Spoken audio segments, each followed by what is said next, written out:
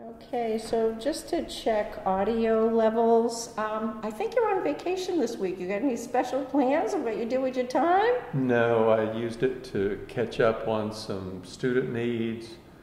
My son Shay needed to get some driving hours in, so I had him chauffeur me around a bit, and we had lunch out a few times. And every week I take my mother-in-law out to dinner, and we're going to Chez Rosa little bistro in Kennebunk Port this evening. Oh, nice. I'll have to check that out because I always take my mom out to eat. We ended up going to Federal Jack's last night, so I'm always looking for different places to go. So I'll have to check that out as an option. Okay, well, today is Thursday, April 18th, 2024. My name is Nicole Morin-Scribner. I am the interviewer and a volunteer with the Biddeford Cultural and Heritage Center. And today I have the honor of interviewing Samuel Smithwick. Now, is it okay if I call you Sam? Absolutely. All right, very good. We are conducting this interview at the Richard Martin Community Center in Biddeford. And I usually like to start these interviews right at the beginning by asking you what year and where were you born? I was born in 1968 in Huntsville, Alabama. In Huntsville, Alabama. Well, you did provide me with some information before our interview, and I thought that I would start by asking you to share some information about your family, and maybe starting with your father's side of the family. So my father's side of the family, the Smithwick side, migrated from England in the early 1600s to the Albemarle Sound in North Carolina, and sort of migrated west. Tennessee at that time was still frontier and was part of North Carolina's territory. And basically, the Smithwick family just continued to sort of head west from the Albemarle Sound across North Carolina, Tennessee. I've driven that drive, and even by car. We don't think about how wide Tennessee and North Carolina are as states. And my great-grandfather came from Tennessee, where he had been working for the railroad into North Mississippi to cut trees for cross ties and to clear land for the railroad, and settled. The rest of my family settled from there. Let's see, also on my dad's side, my great-grandparents on my grandmother's side were McCalls, and we actually were doing some genealogy work not too long ago with an aunt, and we have a connected grandfather with George Washington, and that's on the Ball side. On my mother's side were Irish Clarks that came over in the 1800s. Wow. Now, you also mentioned that you have some Native American heritage. Can you tell me some more about that? On the McCall side, I have a great-grandmother that was Cherokee. Her grandfather, we believe, was a scout for Washington, and then on the Clark side, Mississippi's an interesting state because most of the Native American tribes, the Chickasaw and the Choctaw, were farmers. So it was easier, I think, from what I know about life in frontier Mississippi days, for any settlers or travelers and the Choctaw and Chickasaw Indians, to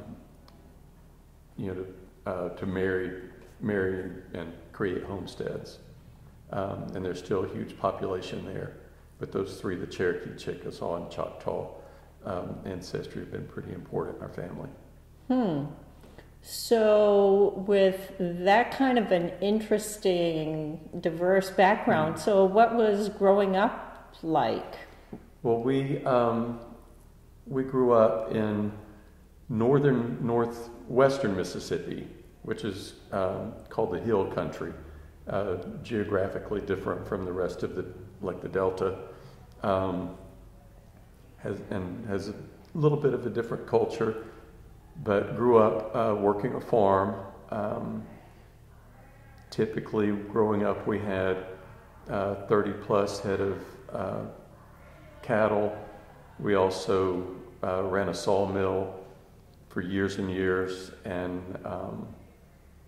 and lived a pretty hard-working, rural life. It was interesting. My dad and a generation of uncles at that time were all in the Korean War, and came back and took advantage of the GI Bill and all became engineers. And that's how I ended up being born in Huntsville. My dad had worked for Brown Engineering, which became part of Teledyne Brown, and the family had moved to Huntsville, I guess, for the majority of the 60s, and then by the 70s we had moved back to Mississippi, but it was sort of a second home for us, so we were continually back and forth across that cotton belt there that runs from North Mississippi through Alabama and into Georgia. Did your father happen to share with you any information about his experience in the Korean War? He didn't. He was pretty silent about it for years, and that's an interesting question. We traveled a lot. We have relatives on both the McCall side and the Smithwick side that had migrated to Louisiana and Texas, and it was common for us to make one trip during the summer.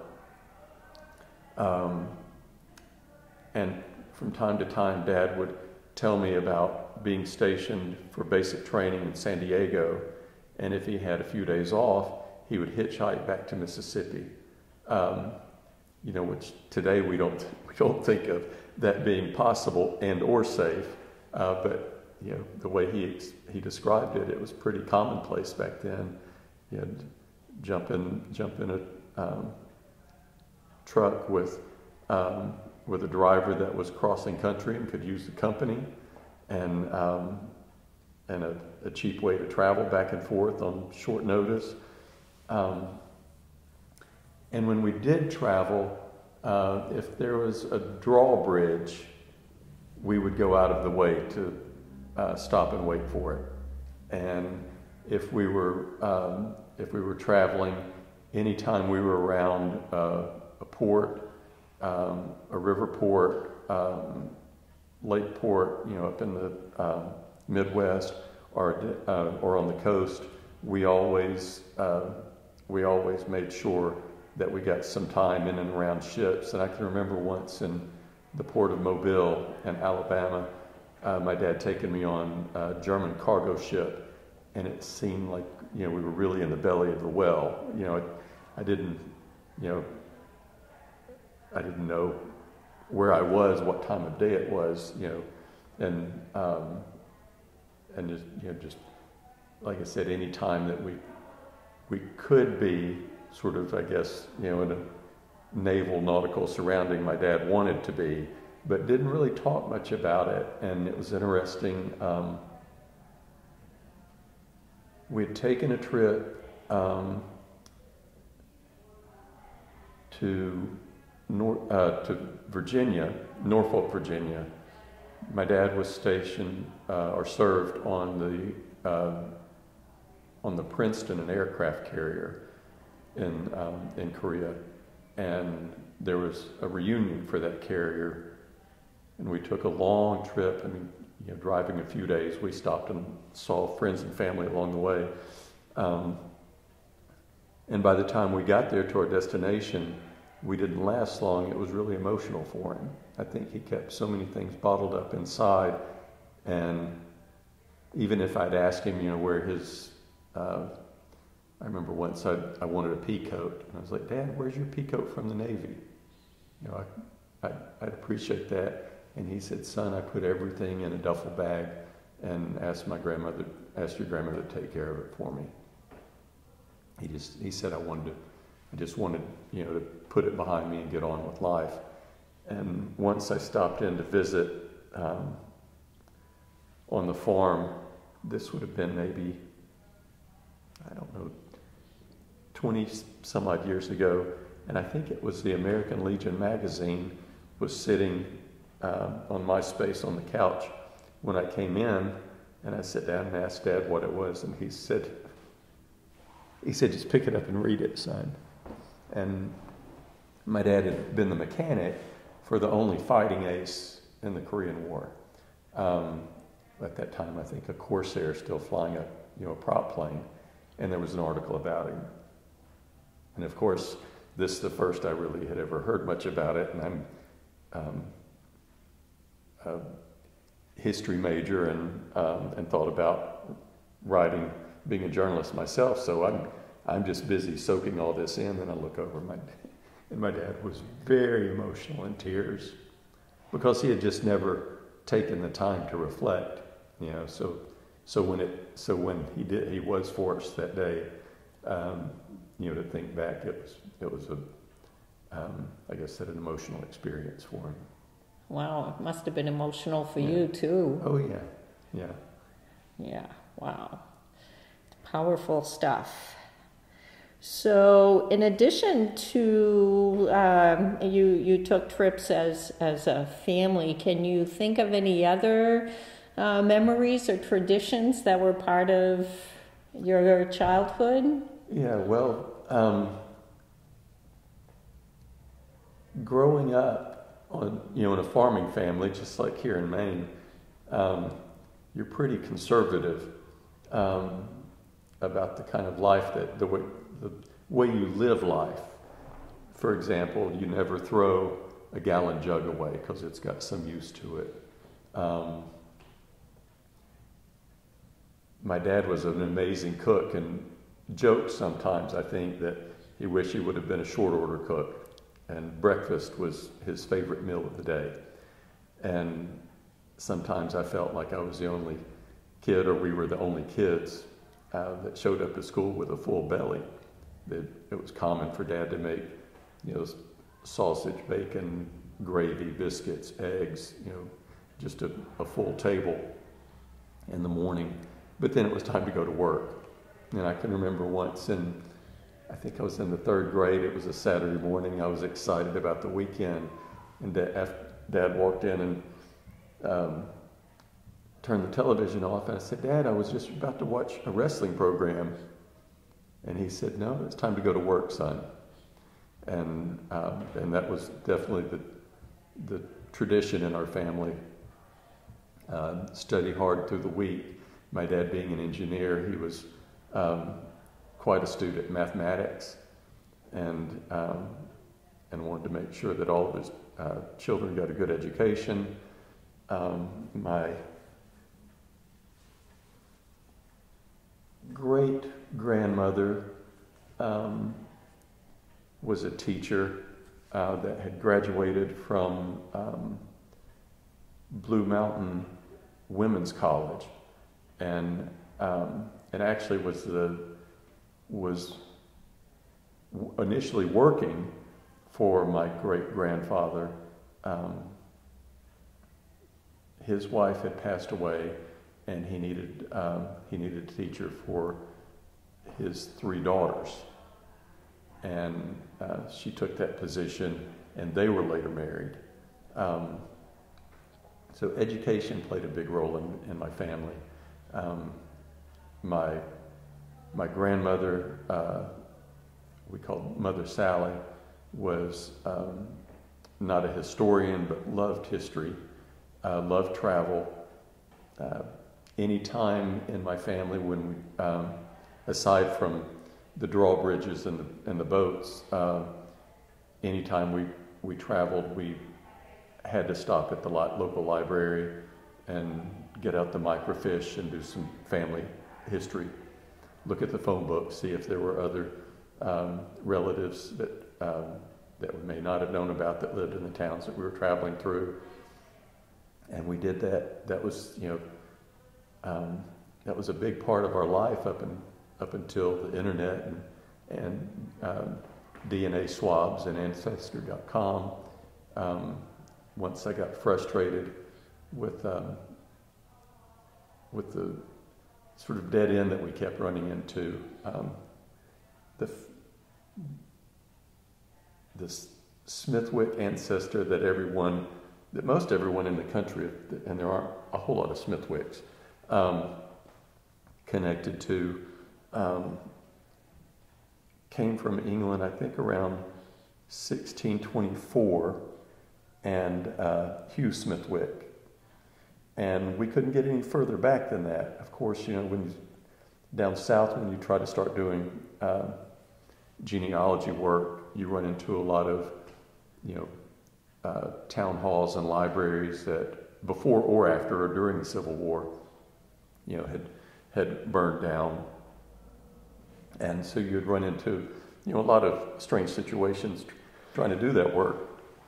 But this Hugh Smithwick, I always felt like with the research that I had learned at university, that I should have been able to crack the code.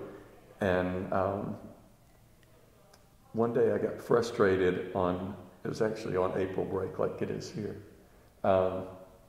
And I misspelled my last name just to see if maybe Google Correct somehow would straighten things out. And I called my dad and told him what I was doing. And within a few days, I had gone from 1624 back to the late 1300s.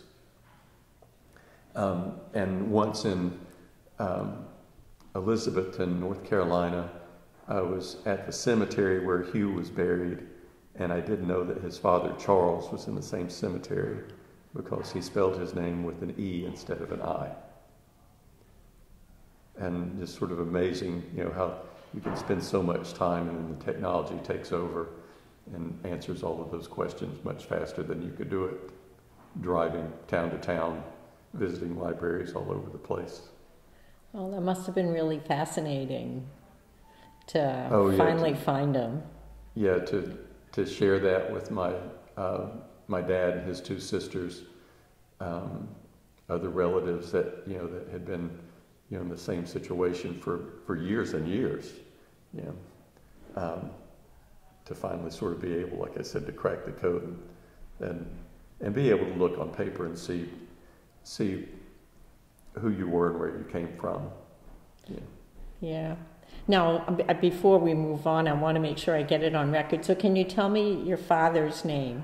Yes, my father is Walter Robert Smithwick. Okay. Now, tell me about the community where you grew up. The town that I grew up in is called Potts Camp. And Potts, I think, was maybe a colonel in the Confederate Army and had stopped there to set up a camp. I think in my elementary classes, if I remember, there were 2 classrooms in each grade and maybe 18 or 20 kids. So we're talking about maybe 500 or so that live in Potts Camp, and then a few hundred that live around, so a really small community. We had, one or two banks, 2 general stores, a post office, handful of churches. We had a red light or a stoplight up until the highway there, 78, was expanded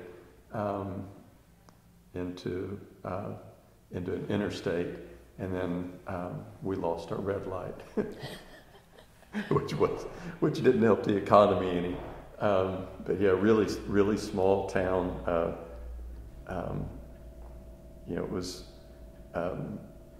impactful in my life being in a small community like that, where you know everybody.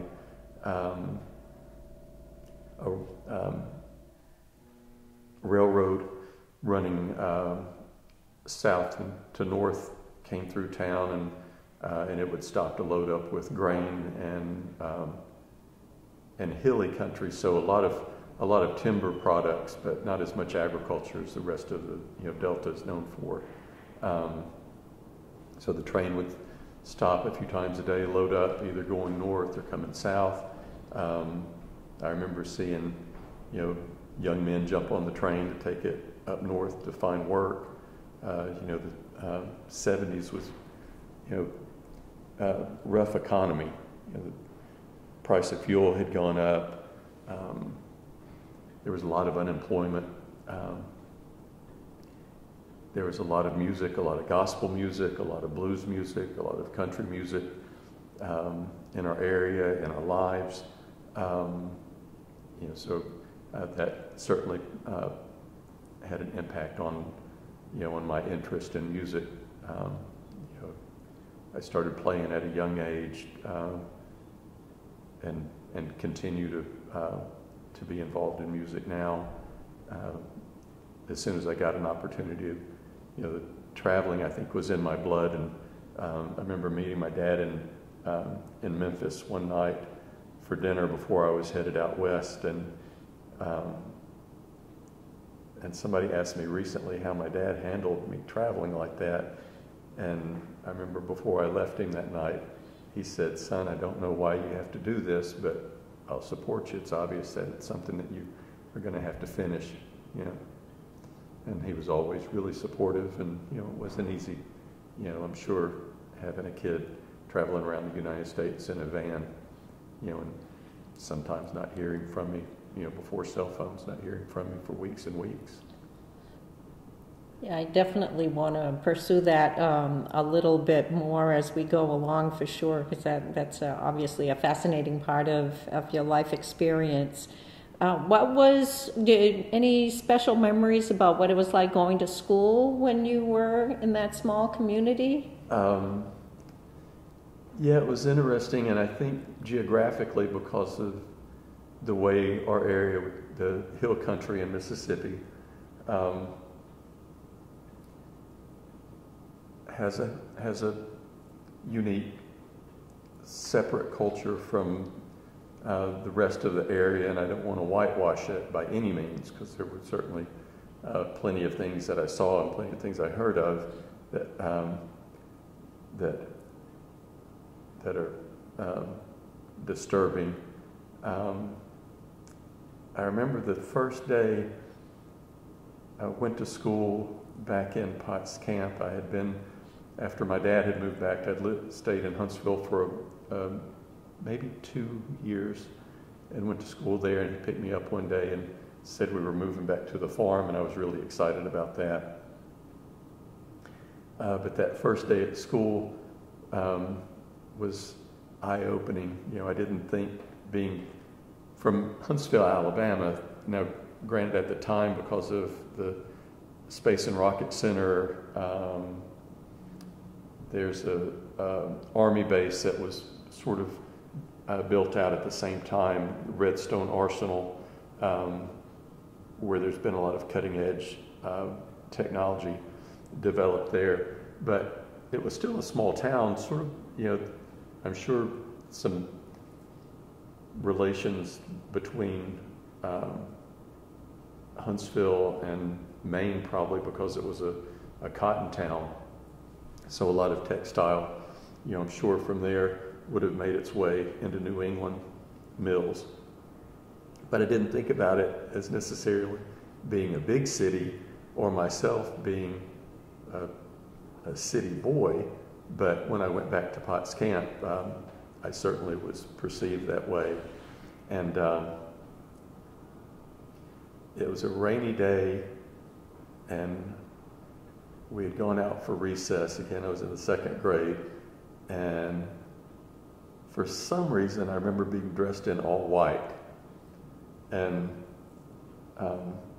was on a merry-go-round and just holding on for dear life. I remember 2 or 3 kids off the merry-go-round were spinning it around, and then all of a sudden I was flying through the air, and I wiped the mud out of my face, and I looked up, and this boy named Casey Jones was standing up really tall with a big bright smile on his face, his hands on his hips. I guess that was my initiation. But then quickly, made friends and had a really amazing group of friends. I think probably what the common denominator wasn't race. It was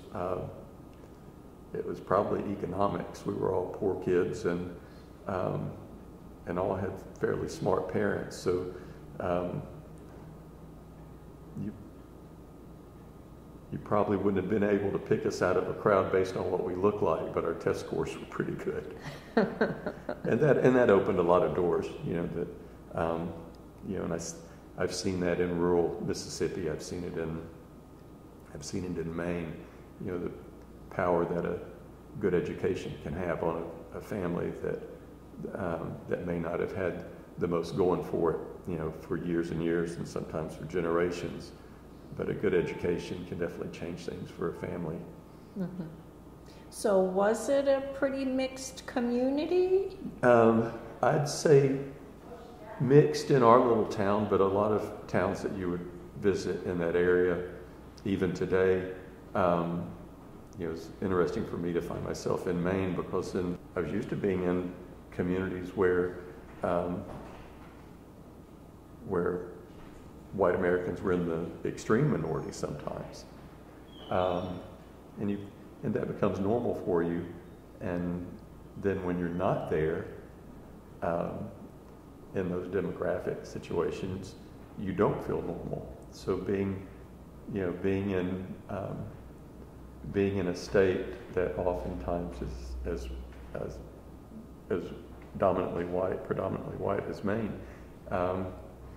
I guess I would say sometimes it feels like the opposite of claustrophobic, wonder where all the diversity is. And even going back to Maine, to Mississippi now, because of the economy there, there's it's a really fast-growing Hispanic population, Asian population. If you travel the Gulf Coast, especially, the number of fishermen and fishing families that come from Southeast Asia have had a really positive impact on communities there. But yeah, a very diverse area growing up. Diverse economically, a lot of poverty, and still some families that trace their roots back to the plantation-owning families and still have a lot of land in their families. So, so growing up on a poor farming family, I mean, we never did without, but sometimes that meant taking a 22 out and finding a squirrel for breakfast, but it kept us fed. Wow. Before I move on to what high school was like, it just dawned on me I didn't provide you with a chance to tell me about your mom. Yeah, so my mom's family, the Clarks, were from not too far away from us, about maybe 45 minutes or an hour away, a community called Ingomar. The country singer Ray Price is from there, and I actually took my dad years ago to see Ray Price. I think at a little, not a concert hall, but like an agricultural center. And like I said, they were Irish and Native American, really tall. And I've had some friends from Ireland, and it's interesting the genetics of Ireland. And I don't know scientifically why this occurs, but my grandmother, Ella Mae Robinson, was really short in stature, and my grandfather, Jesse Pius Clark, was about 6'7", I think, and his nickname was High Pockets, and endearingly, he was often referred to as Pocket Clark. And Pocket and Ella Mae moved to the area, and my grandfather was a sawmill operator. I think that's, I'm sure that's how my dad got involved in that, and a bootlegger. A lot of the state and a lot of the region was dry at the time, and we had a general store, just a little cinder block building with a basement for storing whiskey and beer. And Pocket was really a domineering figure in the family, of course, being at that stature. But my grandfather on my father's side had died really young, had a genetic heart condition, I think, and in some ways my mother's father became sort of the surrogate father for my dad, and they had a really close relationship. And the farm that we ran, they bought together, and we still have that in the family. So is that the connection, how your mother and father met? Or? Well, my mother, Sylvia Jean Clark, was a really beautiful woman, and had there were 5 girls in the family, all really tall, and you could see in their cheekbones the Native American in them. And I think my dad had certainly known the family before he left for the Korean War, but when he came back, I think he already had his mind made up that he was going to court my mother and marry into the family again. He had a lot of respect for my grandfather, Pocket, and I know that had a lot to do with their relationship, and a really interesting family. There were a lot of musical members on that side of the family.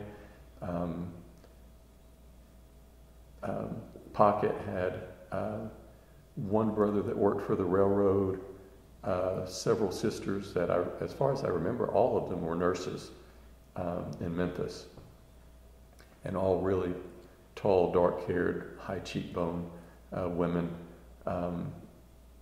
that were a big part of our family growing up. Now, if I kind of switch back into your education, so you were at that small elementary school, and then where'd you go from there? So I started 9th grade at Potts Camp High School, and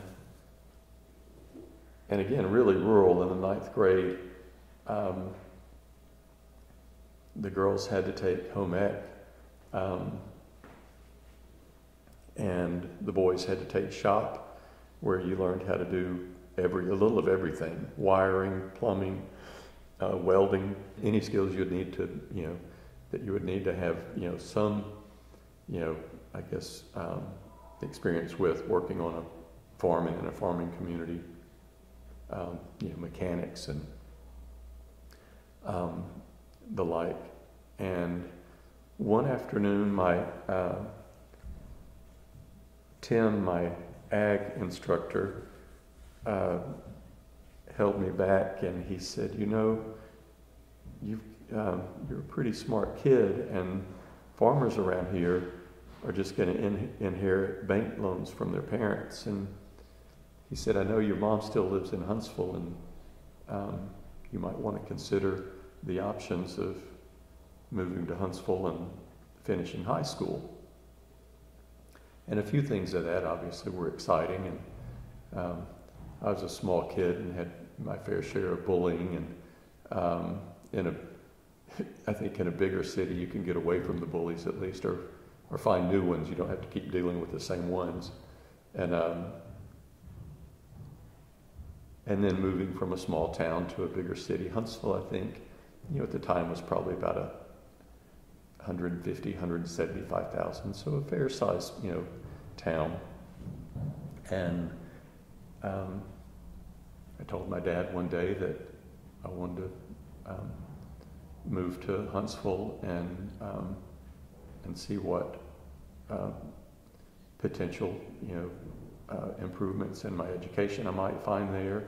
I guess it's no surprise now to say that I moved there. This would have been the early 80s, and was able to take computer classes, which at the time you couldn't do everywhere. I remember being a little perplexed the first day in class. We go into, I think there were maybe 10 or 12 of us. We go into the computer class. We all sit down really excited about the computers on the desk, and we turn them on, and there's a green light blinking, and somebody asked the instructor what we were going to do that semester, and he said, you're going to take that green light and make it go from one side of the screen to the other and back. That was the semester plan, and we did that. But it was, that wasn't the kind of technology I thought I was going to be exposed to. But the technology changed pretty quickly from over the next few years. I remember by the time I got to college, I can remember the first time I needed the help of the internet with a research paper. I remember typing on an IBM electronic typewriter, and then I remember not too long being able to use. I think it was maybe Texas Instruments had a word processor that weighed, I think my IBM typewriter weighed about 50 pounds, and the processor fit in a satchel. I had a Commodore 64 computer at home, and when I used up all the data, I went back to the store to find out if I could buy more, and they said, yeah, you can actually get an outboard drive, and it was a cassette player. So that that was interesting, seeing the changes in technology at that time. But I did finish up school in Huntsville. I went to college on a scholarship at a community college, Calhoun Community College. My first 2 years had some really amazing professors there. I got to explore, they had a communications program, so I got to explore a little bit of studio recording there. And then transferred to University of Auburn, which was a pretty big shift because Auburn was actually a bigger university than the more popular University of Alabama.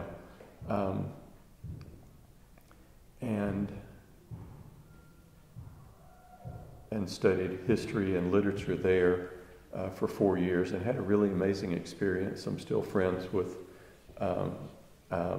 one or two of my professors from history and the religion program. But then after graduating, I think that was 1992, after graduating with degrees in history and literature, some friends wanted to take some time off, and I was already accepted into the master's program in history. And sort of fell under some pressure, I guess, or maybe I didn't know exactly what I was going to do once I got into the master's program. and agreed just to take a year off, just, you know, with the rest of my friends. By the end of that year, I think I took a job teaching high school at the first part of the first semester that year at an inner city school in Huntsville, and the second semester I was on the road full time, traveling with a band. So a pretty quick shift, and then once the bill started racking up, because we were making decent money, but it's hard to keep an outfit on the road with, you know, hotels and motels and feeding a band. Okay, so it is time to talk about music. So how did you get into music, and tell me about the name of the band? And well, I had a cousin in Memphis about 1976, I think it was, which was a big, you know, Spirit of 76 celebration. I remember that year. And for Christmas, he gave me a stack of his records. I think his choice in music had changed, or maybe music wasn't so important to him. And so I went back home with a stack of records, rock and roll records, and I remember at the time I could stay up late and watch Don Kirshner's rock concerts on the weekends. And then again had this stack of records, and I'd put the records on, and my two older brothers had started playing guitar and had a few guitars around, and they'd showed me a few chords, and so they taught me a little bit. I taught myself a little bit. A friend of my family taught me Merle Haggard's song, I think Today I Started Loving You Again. And I was trying to play, I remember I was trying to play all these rock songs with these open chords that I knew. And a friend of mine, by the time I got into high school, came over and showed me some bar chords, which extended my vocabulary a lot. And then I started playing lead a little bit. But again, having grown up in, you know, we were Southern Methodist, so there was a lot of singing going on, really close with a lot of my African American friends, and had gone to church with them a few times, and so that, you know, definitely had an ear for gospel music. And being that close to Memphis, you know, the influence of Booker T and the MGs, Otis Redding, common to hear people playing, you know, in little towns, playing blues on the street corner, or in Memphis, Bill Street in Memphis is sort of like Bourbon Street in New Orleans, and always a lot of music up and down the street. So I had a lot of music in my head already. My dad was a huge Hank Williams fan, and he never admitted to it, but had a pretty good voice because he knew the song so well. So I had a head start, I think, when it came to teaching myself how to play and to play by ear, and I think my aptitude for learning music was prominent. And by the time I think I got to college, I was a solid enough player, and could, anything I did know, I could at least learn the foundations of quick enough that a friend asked me to sing at a show in Auburn one weekend, and I was really shy still at that point. And when I asked what he wanted me to sing, the guys in the band wanted me to sing a Led Zeppelin song. And I thought, well, I'm an okay guitar player, and I played bass a little bit by then, but I hadn't really pictured myself as a singer, and again was really, really shy. One of my middle school teachers, when she found out that I was a teacher, couldn't believe it, because she said I was so shy in the 5th grade that I wouldn't even speak up in class. And then I said, well, which song do they want me to sing by Led Zeppelin? And he said, do you know The Ocean? And I thought, dude, you don't sing a song, you don't sing a Robert Plant song if you're not a singer, and you certainly don't sing a song like that if you're not a singer. And he said, no, the guitar player's name was Maz, and he said, Maz knows what he's talking about, and he thinks you can pull it off. And I really did. And a big, for me, what seemed to be a big crowd on a big stage, I think at a fraternity party in Auburn, several hundred people there, and another friend of ours from our high school band that never really got off the ground was there, and he said, after I came down, he said, I didn't know you could sing. And I said, I really didn't know I could sing either, but I didn't want to disappoint my friends. So after that, another band asked me if I would join and sing, and quickly I found that I wasn't really interested in, just covering other material, that if I was going to be in a band. And by then, this was the late 80s, and it was really popular to start a band. Bands like the Black Crowes and REM were playing, in clubs in the area, or playing in college towns. You could see a lot of bands that were on MTV come through college towns and play.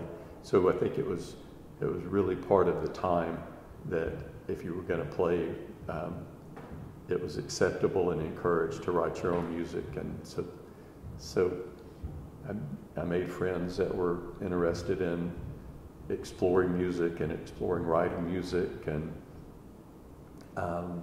we quickly became one of the more popular sort of indie bands in town. And then there were a few other places: Montgomery, Alabama, Tuscaloosa, Huntsville, Alabama actually had a really cool scene. There was a tiny little cafe there called the Tip Top, and I knew about it growing up because it was a popular place to go get a burger. And the son of the family that owned it, once he was old enough, and I think out of college, decided to start having bands play there on the weekends. And some pretty popular bands from, like I said, that you would have, at that point there wasn't any, unless you were in a college town, there wasn't any radio that played that music. But you could hear it on the weekends. There was an MTV program called 120 Minutes, and that's what you watched to find out who the up-and-coming college bands were. And most of those bands would find their way, through the Southeast, like bands that always, had always done. Even, here, in Maine, it surprised me how many growing up, or getting older at that point in my, later teens and 20s, we'd hear, about bands that were playing in, as far north as Portland.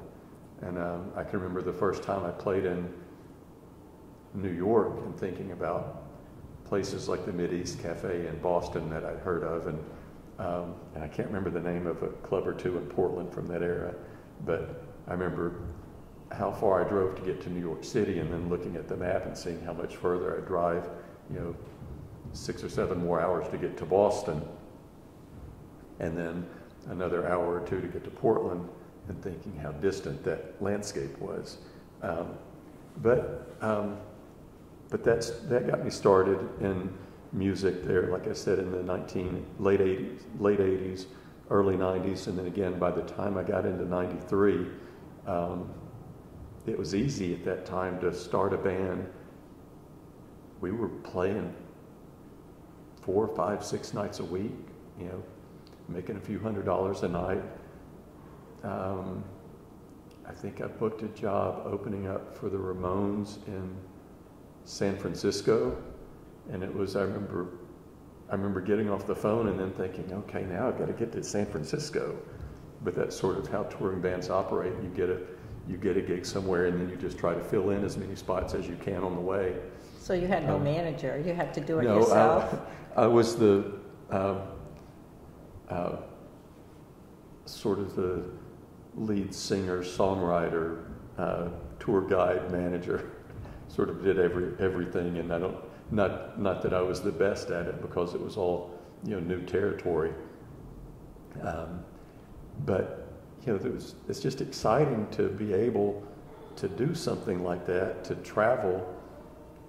You know, just the traveling alone. You know, going to, you know, having a way to pay to tour, you know, the United States, and to, you know.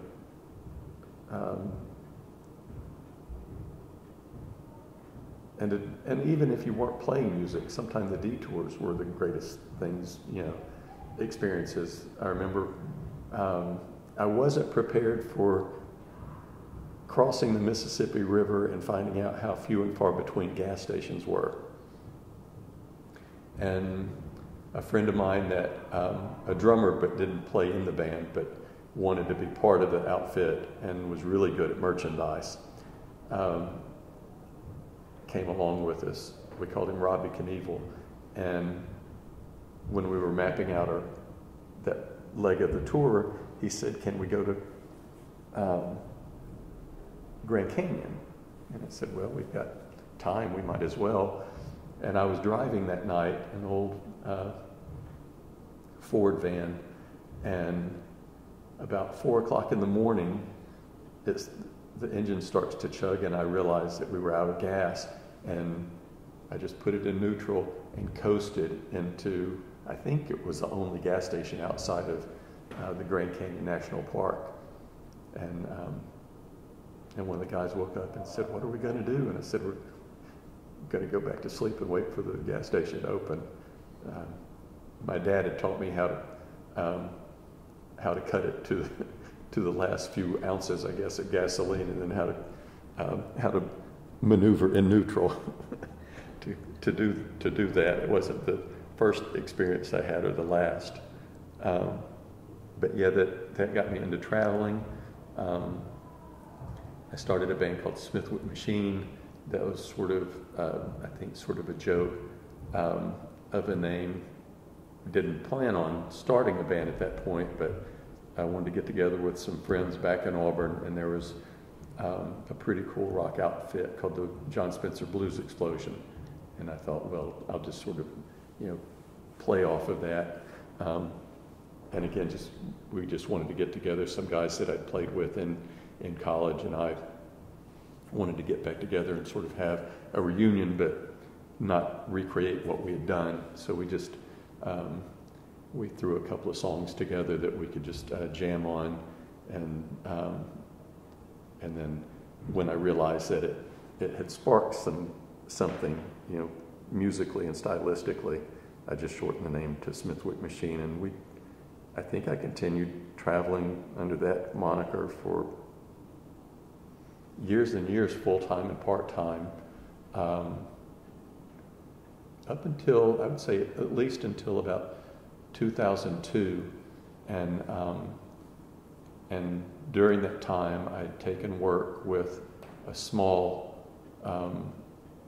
concert promoter, a pretty substantial but regional, and we were bought out by a company, I think, called Big Fish Audio, something like that. Later bought out by SFX, and then bought out by Clear Channel, which would later become Live Nation, when Clear Channel radio or media and concerts had to split up. And that was a great experience, to be in a band And not that I took advantage of my position, but I did get a few calls to, because of those connections, to play with or open up for, tour with sometimes, some of my favorite acts. Obviously, working in the music business at that level, I think probably at the high point we were doing 6 or 7 festivals in the Southeast a year, doing everything from new independent bands that were just coming up. I mean, the first time I promoted a train show, they pulled up in a van and they were the opening act, and I didn't even pay them. And then I remember the next time paying them $500, and then the next time paying them a few thousand, and then by that time they had a hit record, and a friend of mine, Johnny Colt from the Black Crowes, actually ended up playing bass for them. And I got to see Merle Haggard on a few occasions, open up for him once.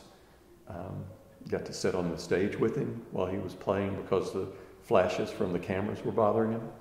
And that was, I thought, wow, I've got the best job in the world. And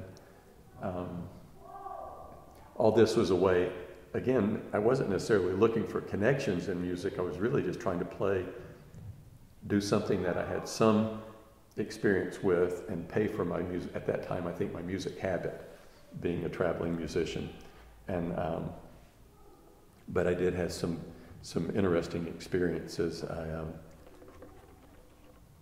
I was asked one night by Willie Nelson's manager to put off my accounting business and stand next to Willie Nelson, and that's just, that's not the kind of opportunity anybody would want to turn down. And his manager, I think his name, sort of daunting figure, that went by the nickname Pootie, which you wouldn't think was anyone to be that worried about, but he was a pretty controlling individual and not the kind of person who said no to. And I said, well, again, what do you want me to do? And he said, last night we were in, I think, Charlestown, Virginia, if I'm not mistaken. And he said an overzealous fan was shaking Willie's hand so hard that he almost broke it. And I said, so what do you want me to do? And he said, you're going to stand with him and make sure nobody breaks his hand. Nobody touches Willie Nelson. And I said, I've got a security guy that can do that for us. And he said, no, I want somebody I can trust, so you're going to do that. And I said, really? So you'll put off all this business, and how long am I going to stay next to Willie Nelson? He said, Willie will stand there until the last person is satisfied. He said, you might be standing out by the bus until the sun comes up. And I don't think we stood out there that long, but I got to stand for a few hours with Willie Nelson, and that's certainly a memory that that I'll carry with me for the rest of my life.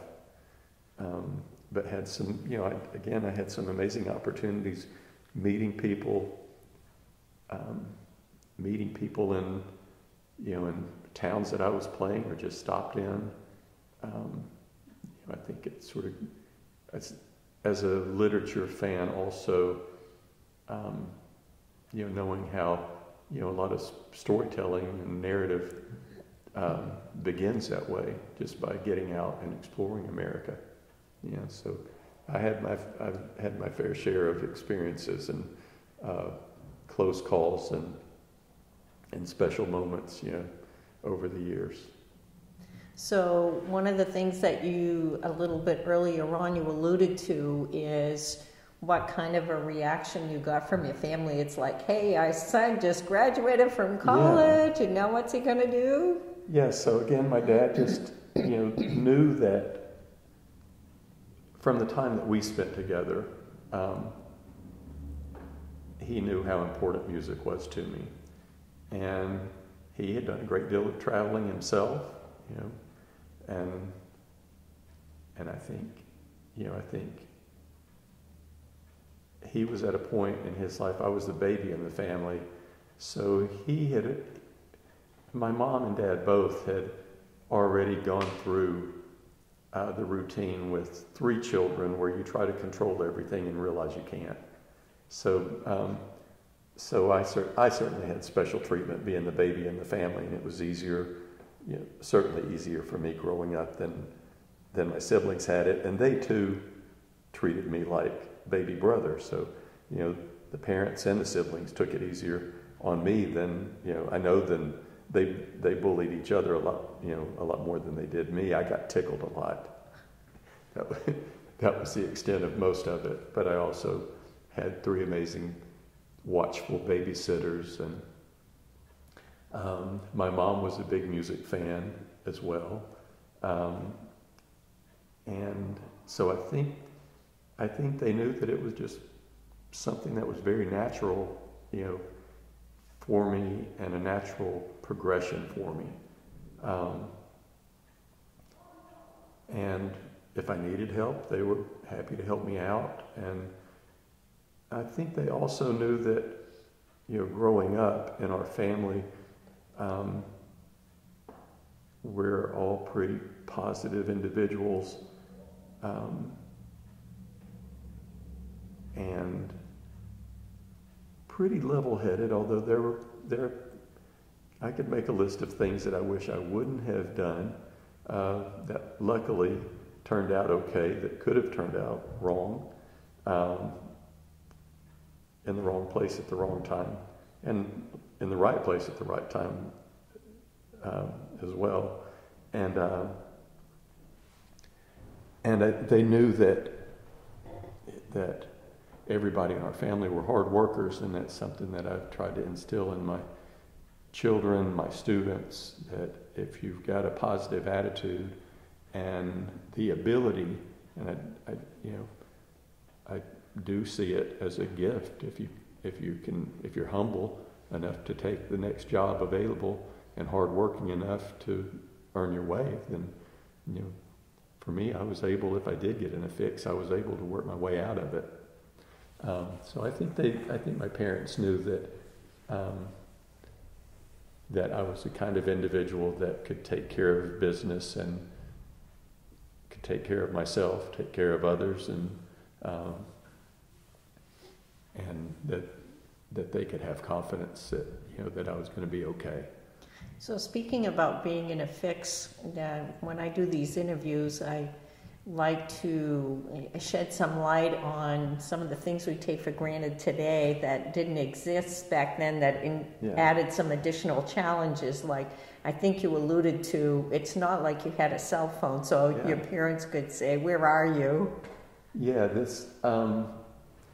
I remember after my first big trip or two, I needed to have more reliable financial means on the road, so I applied for a BP credit card because we were using a lot of gasoline. We had enough cash on hand typically to make it from town to town and not have to worry that much about it. But I remember that was a big step, getting a credit card. And being able to keep the tank full. I had a bill, I did run up a phone bill with South Central Bell, and called my brother once. My middle brother was in the Air Force and had just returned back from the Iraq War, and he was stationed at Eglin Air Force Base in Panama City, Florida. So I'd get to see him a few times as our tour would take us down to Mobile, Alabama, and across the Panhandle, and then over to, I guess, Tallahassee, and then back up through Georgia. But I remember calling my brother Clark and told him that I had a few $100s that I owed South Central Bell, and if he would write a check for him, that I'd pay him, when I got home. But it was, having to do business like that, you know, outside of a restaurant, a diner, or a gas station, you know, I created a relationship with this woman named, I think her name was Louisa, that was the booking agent at the famous club CBGB's in New York. And it was almost like an online relationship, I guess, that I had to build up, you know, to the point that she and I knew each other on a first name basis before she would actually take a chance on giving us a gig. And I did that, you know, I built that relationship 25 cents at a time, you know, until... And 25 cents is... Oh. What's the reference to the 25 cents? At a payphone. And I think that only... I don't know if you got 5 minutes on the phone for 25 cents. So you'd need a bag of coins and keep feeding it to keep the conversation going. And I remember how excited I was when once I called Louisa and I said, I'm hoping to be in New York, you know, on this future date. And she said, I've got a place for you. And you know, but it took a long time to break through, and I don't think I had. So thinking about how difficult it was to pull that off, you know, if you were at a friend's house, or a fan, you know, oftentimes would invite us back to stay at their house after a show. Another band that you were friends with, if you were driving through the town they lived in. I had a few friends in Chapel Hill, North Carolina, and if they were on tour, they would leave their keys for us if they knew we were coming through town. Or I'm sure other friends as well. But you would take full advantage of having a telephone, you know, that you didn't have to pay 25 cents for 5 minutes for, and try to get, you know, sometimes while I would get up, get a cup of coffee. The rest of the guys in the band, maybe they're still sleeping. And take advantage of that phone and pull the calendar out and try to fill up as many dates as you could. And then I remember I wanted to be on the road more, and in 2000, I turned in my notice with the company I was working for, the entertainment company, and I took a job, and I'm really happy I did it. I took a job that year with the Census Bureau, and so that I think that ran, you know, for maybe 4 or 5 months, and it just sort of gave me a cushion where I was working a lot during that time. And part of that job in 2000 was to get a cell phone. So I had an IRS cell phone, and that was the first cell phone I had. And then I realized immediately, okay, this is going to change things. You know, being able to do business, you know, wherever you were, you know, or at least, you know, if you were near an interstate in the United States, you know, you could do business whenever you wanted to. The phones, a friend of mine in college did have a mobile phone, but I think it weighed about, you know, 8 or 10 pounds, all battery, and it wasn't very convenient. It wasn't very functional. I think it was more her dad got it for an emergency. You know, if her car broke down and she was driving home from college, she'd be able to call for help. But that did really, the technology really did start to change things. And then, you know, once the internet was readily available, you know, and you started doing business online, it definitely, you know, changed the music industry and the traveling industry, touring industry. All of that became a lot more efficient and effective. So when did you decide to come off the road? So that was 2000 when I thought, I need to push a little bit harder. By then, I'm in my young 30s, I guess. In the music business, you start thinking about your longevity and your viability. If you haven't made it by then, at what point do you need to realize, okay, that you're not going to make it? And a good friend of mine, Austin Hanks, that's a songwriter out in California, I'd gone to visit him at one point, and we were talking about that, and he said, we just need to write music that we can play when we're 60 and 70, like Willie Nelson. And so that made me start thinking more about transitioning from rock and roll into more singer-songwriter music. And so probably by 2002, I was playing bass and or guitar for a couple of friends that were songwriters that I admired, and as a way both to help them out,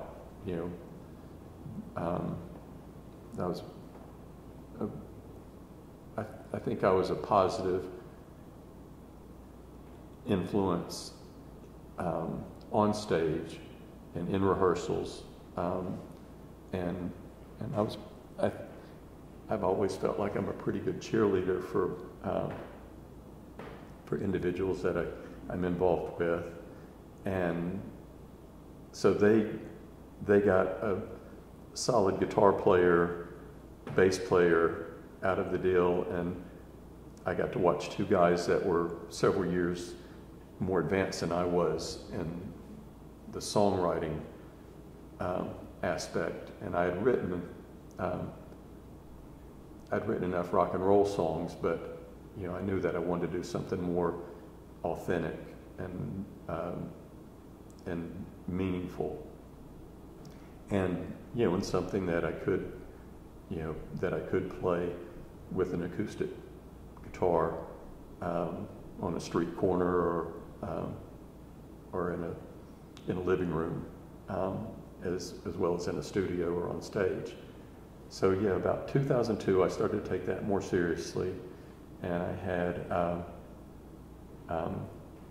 had a couple of cool experiences. I opened up for an artist, Jonathan Richman, that I'd been a fan of. I got to open up for, again, I'd mentioned that I'd opened up at a festival for Merle Haggard. I got a call from a promoter about opening for a band that I was really fond of from Boston called Morphine. I'd gotten to know them as the music promoter, but a really cool, eclectic indie band from Boston. And the lead singer, Mark, had passed away a year or so earlier, and the band went out, I think, sort of, as one last tour to sort of honor the work that they had done. And a promoter called and asked me if I would open for them. And I had a friend, Jack Massey, that's an amazing drummer, and a friend, Kevin Morrison, that's an amazing guitar player, instrumentalist. And we had a really cool three-piece band and working with those two guys, it really allowed me to get a footing in writing songs, because you're really naked when it's just you and a solitary instrument. And as a performer, especially if you were, like, from my background, I was used to being the dominant figure on a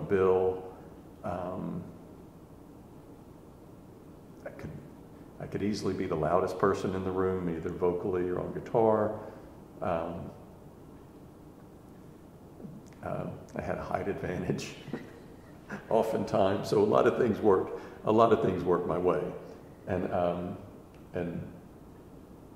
not to brag too much, because I did on the other side, my humble roots were also important, because a lot of times I'd pull up to a club and grab a mop and start mopping the bathrooms. I was on my way into a gig once, and a fan that I recognized was in the alleyway. Her mother was dropping her off at the show. She was a photographer, I can remember, in Charlotte, North Carolina, and her mom had a flat tire, and I had time before getting on stage to change a flat tire, wash the grease off my hands, and get on stage and play. So I think I was a very well-rounded. As big as my ego was in some way, I still had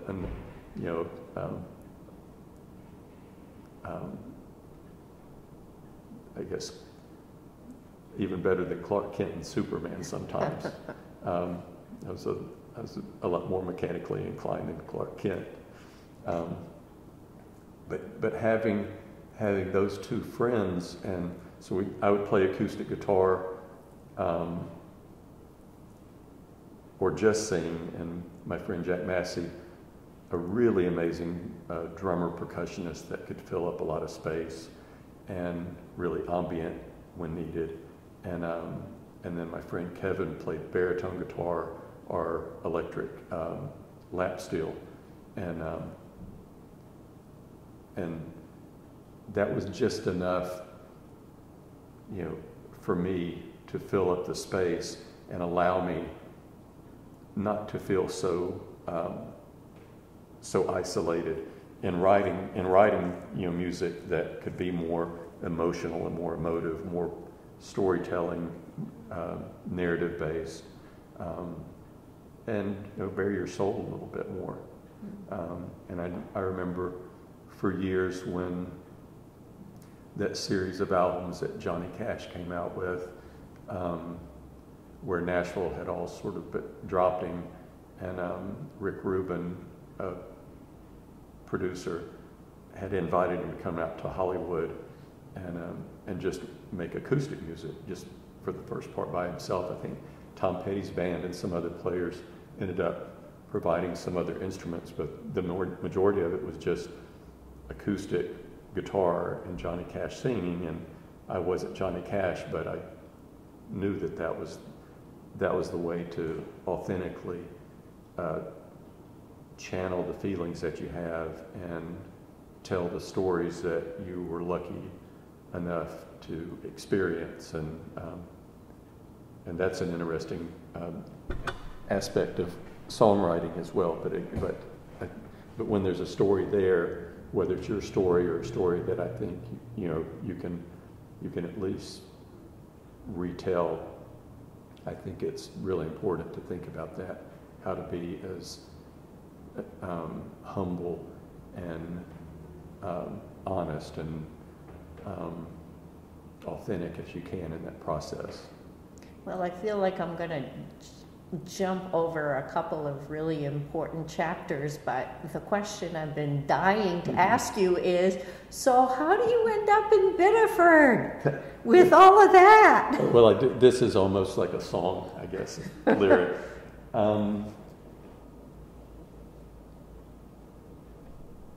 In my travels,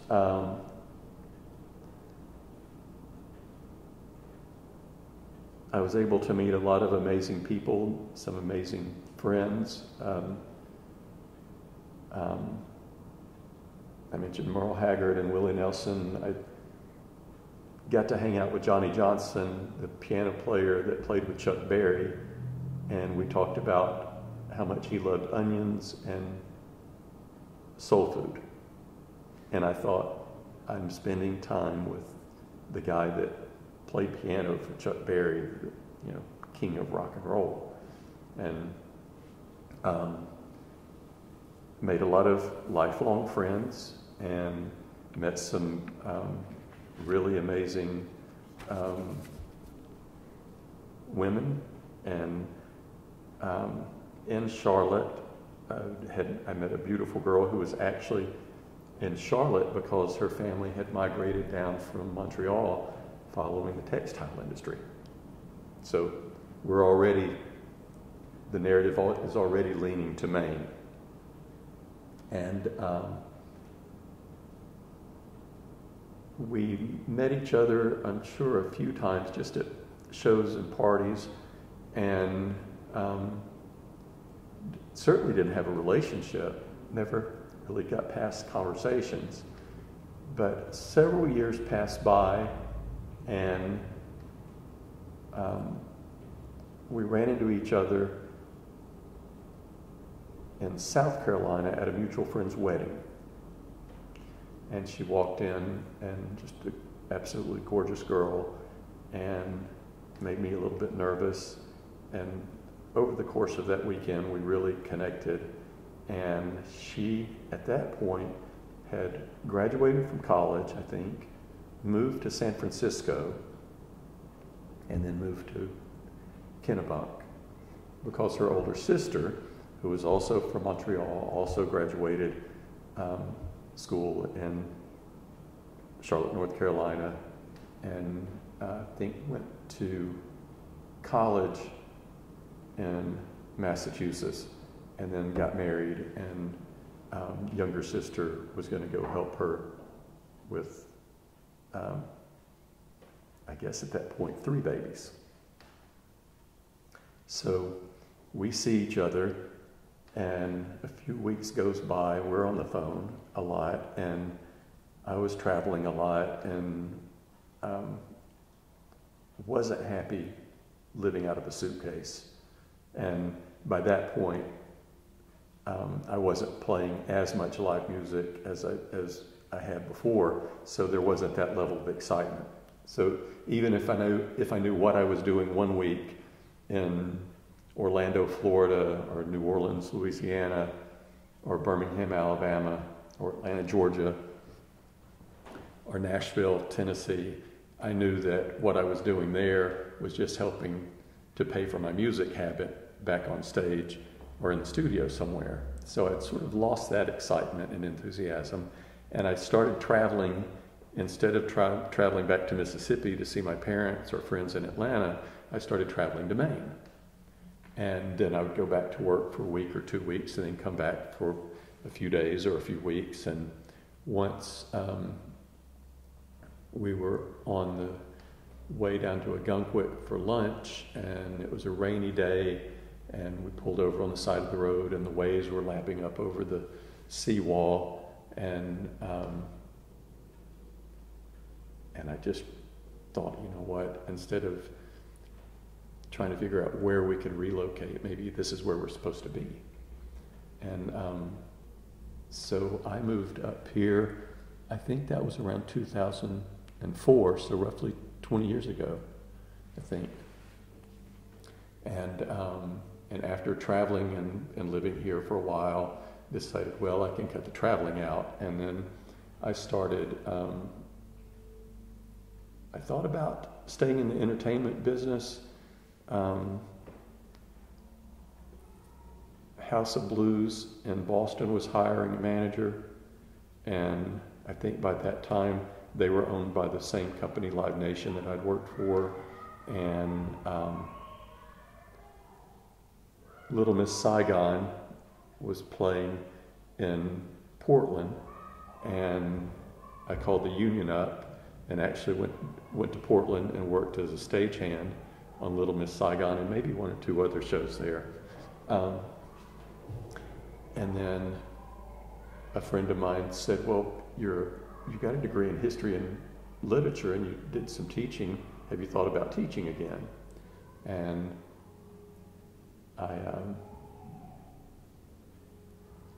signed up to be a substitute teacher, and I was really excited about that. I love kids, I love learning, and I love talking about learning, talking about history, talking about literature. So I think I quickly became a favorite substitute in the Kennebunk system. And then got my master's in education at University of Southern Maine, and been teaching in the area ever since. So you were substitute teaching in the Kennebunk area, but you are in the Biddeford, but then at some point you were in the Biddeford system? Yes. So I taught in the Kennebunks and was doing my student teaching, I think, there, and then teaching afterwards. And we did take 2 years, and we moved to Mississippi to be with, make sure we spent some time with my family, and especially my dad.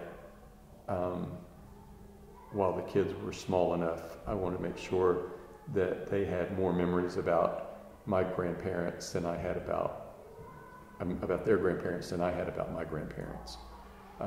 Again, my father's father had died before I was born, when he was very young. My mother's father died when I was very young, and that had a huge impact on the rest of my life. He was a daunting figure, overpowering figure, and the kind of person that, when you're small, you think is always going to be there. And before you know about what it means to lose someone. So we had gone back there for 2 years, came back, and I was really interested in some of the more progressive programs that were going on in the area. Noble High School at the time was a really progressive school, especially for a public school. And I taught a little bit in private schools, and at one point we had to hire a nanny that was living here in Biddeford to take care of the children, because I was getting up so early and the children were starting later. My wife and I were both teaching, and she was amazing. Really an integral part of our family at that time. But at whatever point we switched, her mother-in-law was nannying for us for a while, and then I think was called away on family business, and I realized that no matter how great somebody was at taking care of the kids, they still weren't mom or dad, and it was expensive. So I thought, you know what? I could diversify my employment a bit and be there in the morning for the kids, in the afternoon for the kids, even if that meant working in the evenings a little bit. So that's what led me to adult education. And there were 1 or 2 classes available here in Biddeford. I think a literature class and a history class, and I was teaching a music class at York Adult Education, and that was really good for me as a musician, because it's one thing to teach yourself how to play, or to sort of just close your eyes and feel your way through it, but when you have to explain it to somebody else, it's different, especially if it wasn't all what you had learned in books.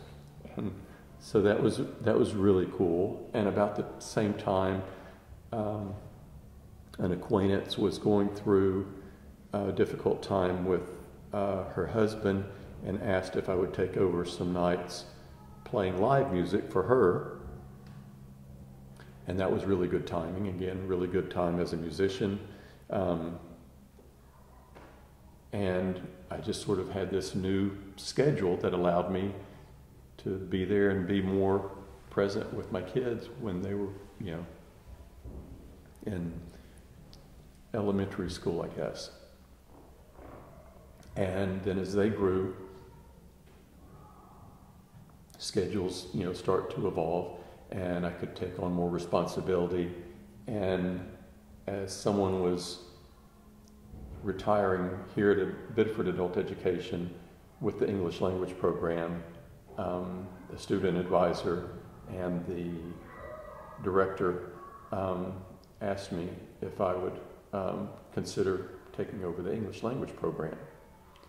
And I already knew some of the students in the program, and I knew how much I would love it, how much love there would be in a program and there like this, and there is. It's an amazing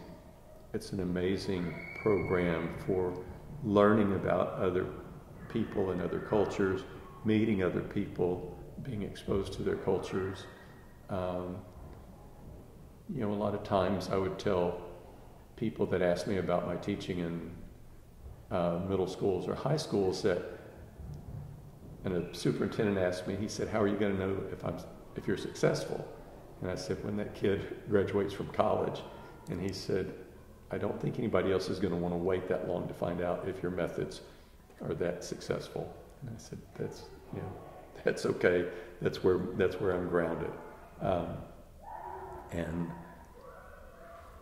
And in adult education, you see things happen a lot more immediately. You don't have to wait so long.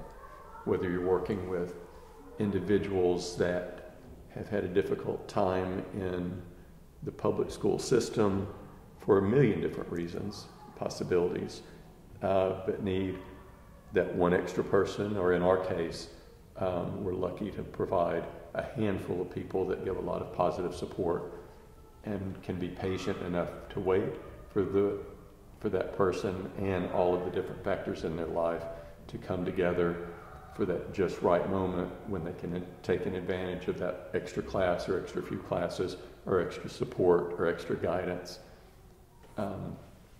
that they need to make a big step. Or when you have a new family arrive and they just need help navigating general assistance, getting their children enrolled in school, how to access social services, where they can expect to start working once they get their work authorization, and what kind of English language assistance do they need, and what do they need to know about the American system, to get them to that point, and then maintaining those relationships on through the years where they move from their short-term goals to long-term goals and are buying a house and applying for citizenship, and you just create these amazing relationships. Is there anything in particular that when you think of, I wish the community realized this about either the ESL or adult education program, what comes to mind? Well, adult education, I think anywhere we go, is not only seen as the last line, the last stop available, but with a big gap in between. That we don't think of schools as pre-K through adult ed. We think about pre-K through K and think about it. It wasn't too long ago that we didn't have pre-K in public schools until we realized how necessary and empowering that was, and for individuals and for our economy. And then it wasn't too long before that kindergarten was private. So we really expanded in the range into the younger individuals, younger children, students. But I would be very proud for communities to have a better understanding about the impact that adult education provides, and not just for students, because we also provide numerous opportunities for enrichment, amazing art programs and history programs and music programs, and financial literacy programs. I mean, it really is a way in education when we talk about the need to develop and nurture a sense of lifelong learning, so that we all, as we grow and develop, we never reach the end point, because that means there's no more progress, there's no more learning to do. And to what extent does that mean there's no more real living to do? So I think that aspect of adult education is really important in this community or any community. And then certainly the English language program that we and other communities have. In Maine, Lewiston, Portland, Westbrook, all really big programs. And when I started working here, we had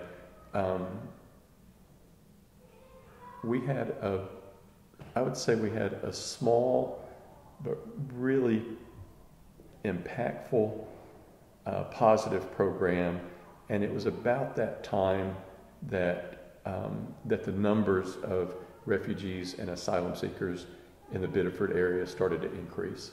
I think because we started to see available housing, where Portland was often short on housing, the housing prices being more affordable at that time, certainly not where we are today.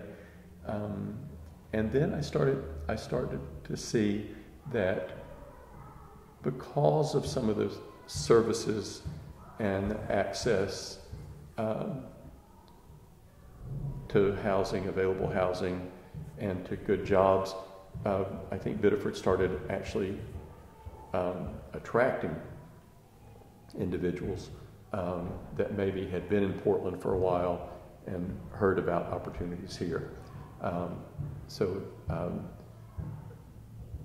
I think that's what drove our numbers, and now we are one of the larger adult educations in the state, and the overwhelming majority of that is based on the asylum seeker and refugee population that we have.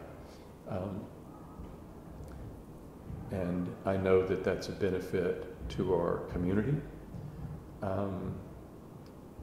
Being a historian, one of the advantages of moving to a place like Maine is that if I want to know something, I can just teach it.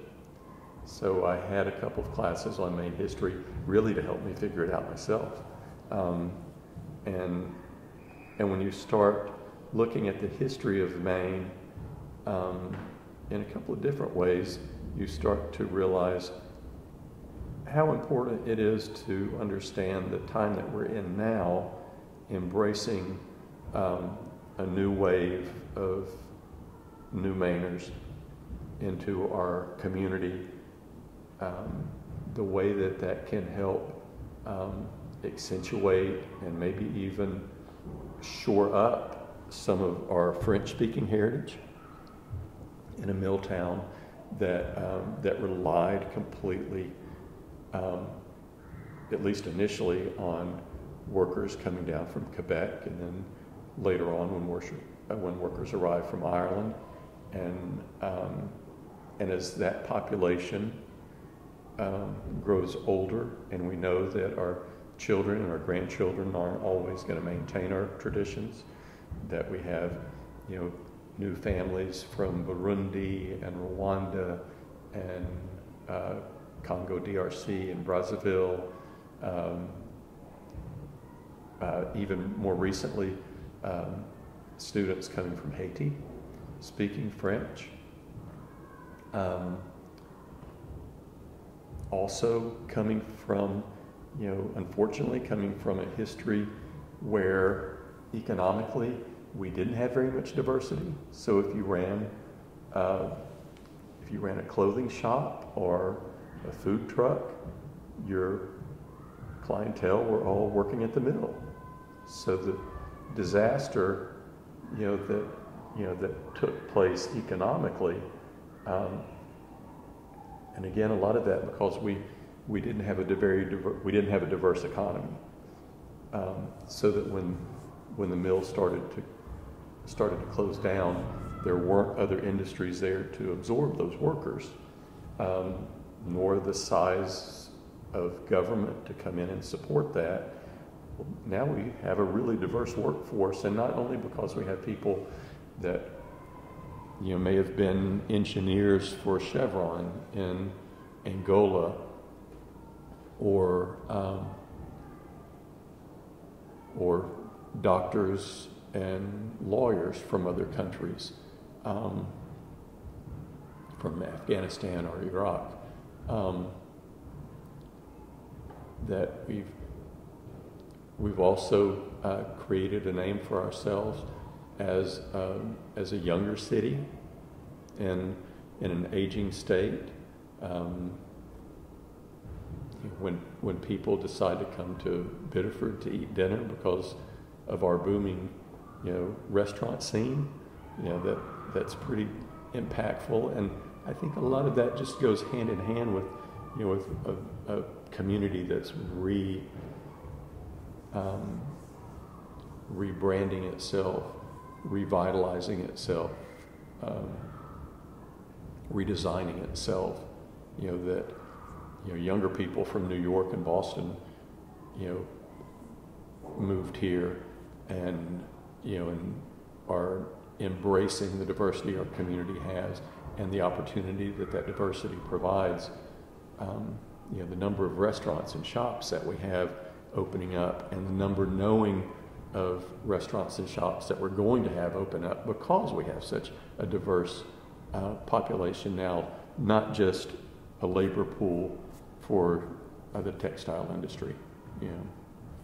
Well, I thought it was interesting that, so I believe you live in the Kennebunk area. Yeah. So I shouldn't say despite that, I think it's noteworthy that in light of that, you choose to do so much volunteer work in Biddeford. And one thing that struck me when I was reading a description of you're on the board for Heart of Biddeford, that you mentioned, you talked about Biddeford as a magical city. And so I was just kind of, what is your perception of Biddeford, or what would lead you to want to invest your personal volunteer time in this community? Yes, so when I first moved to Kennebunk, which is a lovely town and a great community on its own, I had been used to, traveling and living in the South, where,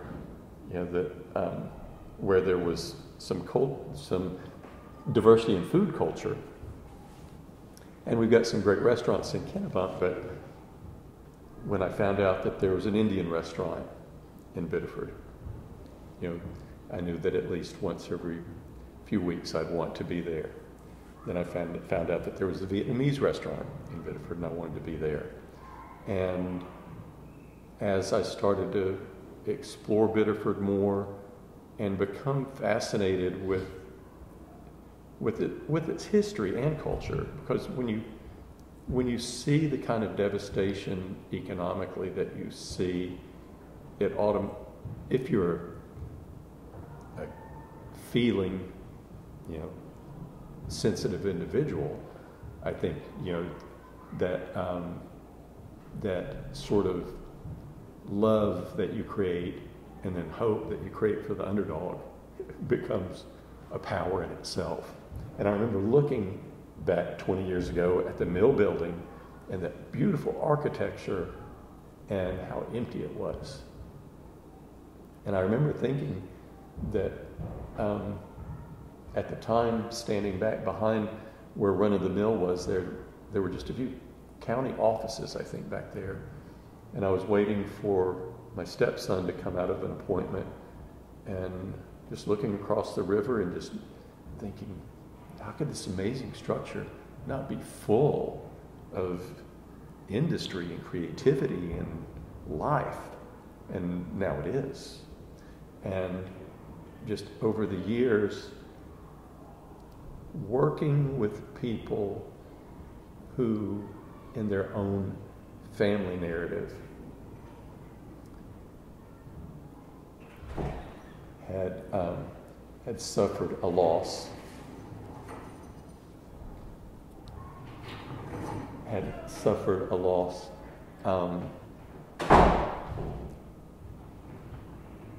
and you had seen them,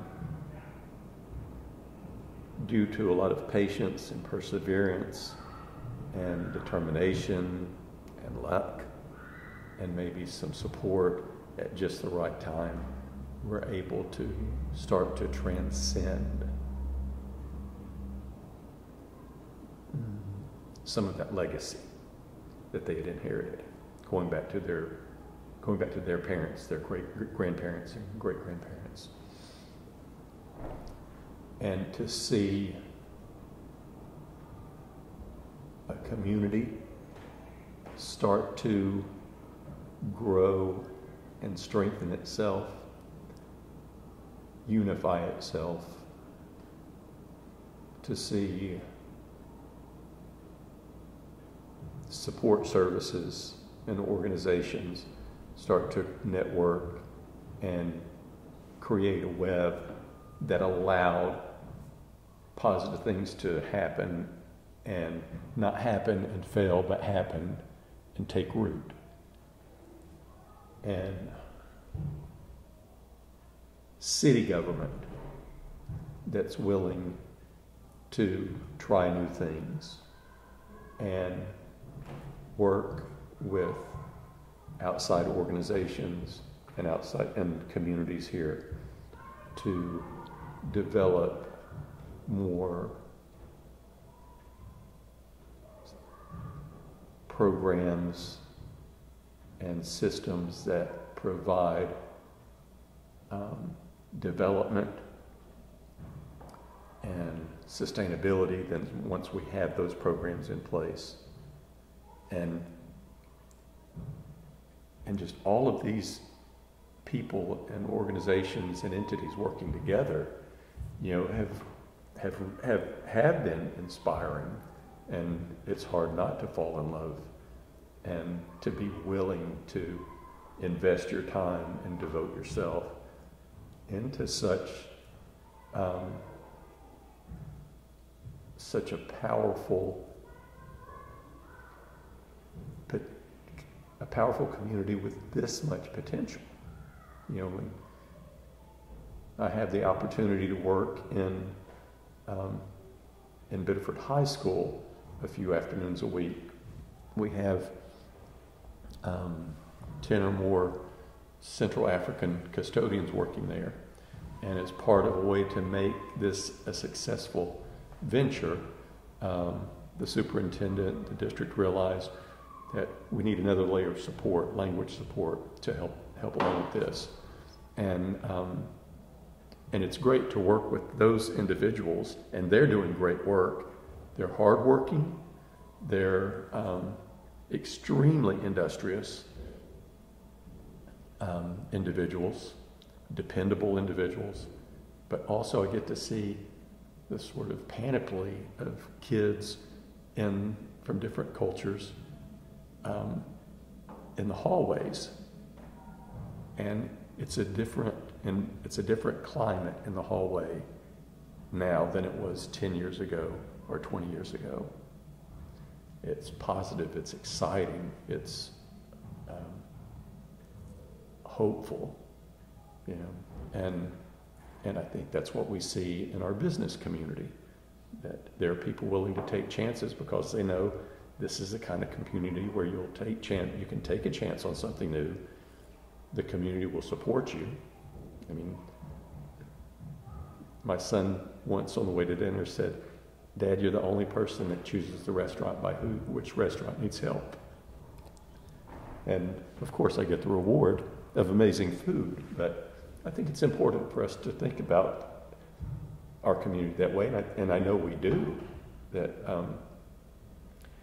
we realize what this city has been through and where we are and now where we can go. And I think that's because of the value of the community that was here before, and the kind of work ethic and community ethic that comes from having, in our case, a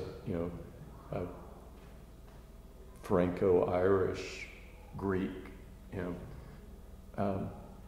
community, and the way that people have to learn to work together and to support each other for the common good. And I think that's what's made it such a special city to work in. As you went through that, what came back to me is something that you said earlier, or that someone had questioned, is how will you know if you've succeeded, and can you wait that long? Yeah. Yeah. And, you have seen with your own eyes some of that evolution. Oh, yeah. Yeah. That, thinking back to that time when I was staring at the mill complex and just dreaming about how amazing, how beautiful it would be for it to be bustling again, but with new life and new activity. And so again, it is once again, it's a centerpiece to our community here. And really, really an amazing story. And there's so much else I would have loved to ask you, but I want to be sensitive to your time too. So I often like to kind of try to wrap this up and pull it together by asking you, what is something that you'd want to make sure that people take away from hearing your story?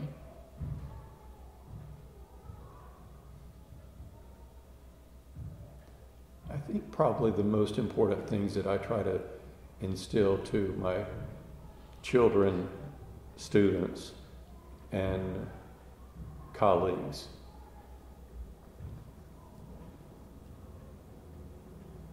that it's really important to, and it goes back to storytelling, I think, and songwriting to some extent, to be authentic, to be genuine. When you're listening, when you have the opportunity to listen, to really put yourself in the moment and be the best listener possible. And when it's time to speak, to be as authentic and genuine and positive, so that not only what you're saying, but how you're saying it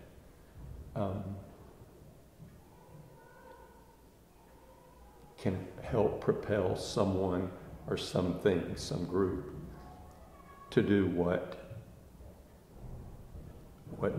needs to be done to move them as individuals or a group or our community to the next level.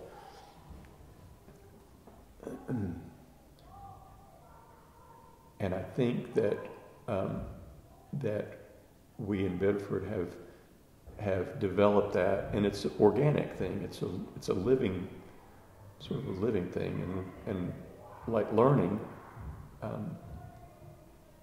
you're never there. You're at the next point, and then you have to reevaluate, reassess, and see where you need to go next. And again, as an individual, as an organization, or as a community. And I know that, through the work that we've done as a community, that's the way that we operate here as a community in adult education. And I know that the work that I've been gifted to share in at Heart of Biddeford, when we're growing and developing and changing, but there's not a finish line. It's just the next point. What's the next point in our journey, and what can we do? What can we do now that we've made these gains? What can we do to take it to the next level? Yeah. So I think it comes down to being open enough and authentic enough and aware enough that you can communicate honestly and openly, and then allow yourself to just embrace what happens when you wake up and say, it's important to be positive today, and then go out and be positive. Now, I've asked you a lot of questions, is there anything that you had been thinking about that you wanted to make sure that you shared that maybe just hasn't come up in our interview so far? I wanted to give you that opportunity. No, if I added anything, I think it would be just anecdotal. I think whether we're talking about, travel or making a home, I hope that the storyline all comes down to just being appreciative of what you have and where you are and the people that you're lucky enough to be surrounded by, the community that you're lucky enough to be a part of. Mm-hmm. And it's certainly been, life in Maine, life in Kennebunk, the work that I do in Biddeford, has certainly, been on a positive trajectory for some time now. Well, Sam, I want to thank you on behalf of our community. I'm so glad that you chose us, because you're obviously making some very meaningful contributions. So I also want to thank you for taking your time today on your vacation time to share your very important story with us. So thank you, Sam. You're more than welcome. It's been wonderful sharing.